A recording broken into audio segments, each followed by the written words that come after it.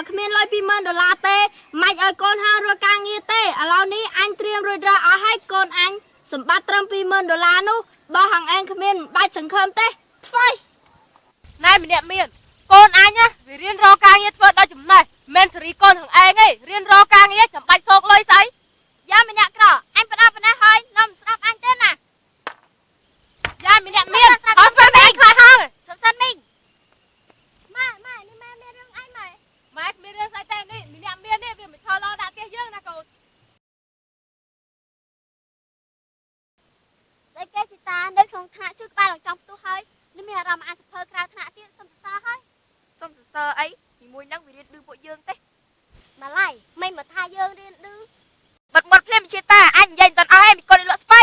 ម្ល៉េះឈ្គួតទេដងឯងថាយើងឈ្គួតក៏បានព្រោះម៉ែរបស់វាជាស្រូវរបស់ម៉ែយើងដូច្នេះហើយវាជាស្រូវរបស់យើងដែរម្ល៉េះមិនទៅធ្វើបែបនេះទេណា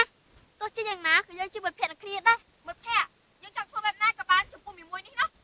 ទេមីកូនលក់ស្បៃម្នាក់ក្រ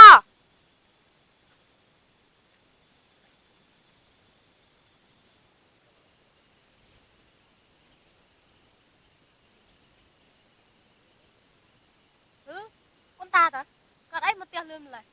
គុនតាមិនក៏បញ្ញាមកពីសាឡាមណាកូន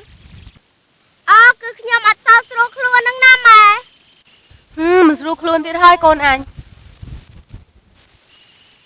មីងជាស៊ូមីងនេះឃើញជីតាមកដល់ផ្ទះនៅមីងមកដល់ផ្ទះតើក្មួយក្មួយនេះជីតាមានរឿងអីទៅដល់ក្មួយគឺថាគ្មានរឿងអីធំៗទេណាមីងគ្រាន់តែប៉ះពេលសម្ដីជាមួយម៉ាឡៃតិចតួចហ្នឹងណាថាម៉េចក្មួយ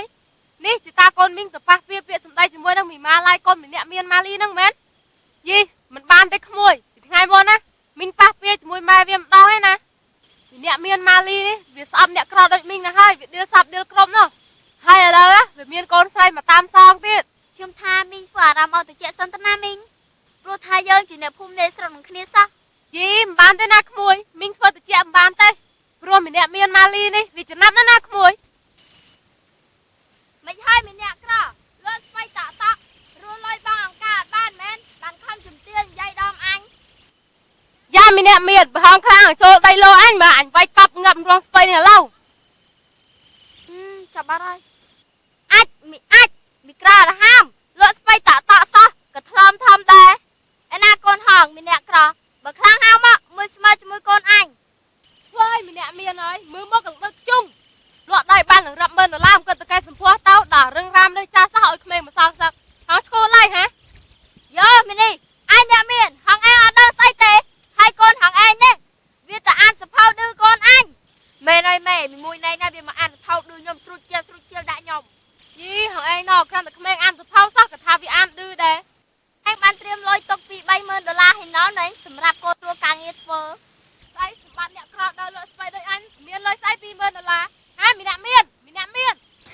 នាក់ក្របើគ្មានលុយ$20,000ទេមិនឲ្យកូនហារកការងារទេឥឡូវនេះអញត្រៀមរួចរាល់អស់ហើយកូនអញសម្បត្តិត្រឹម$20,000នោះបើហងឯងគ្មានបាច់សង្ឃឹមទេស្វ័យ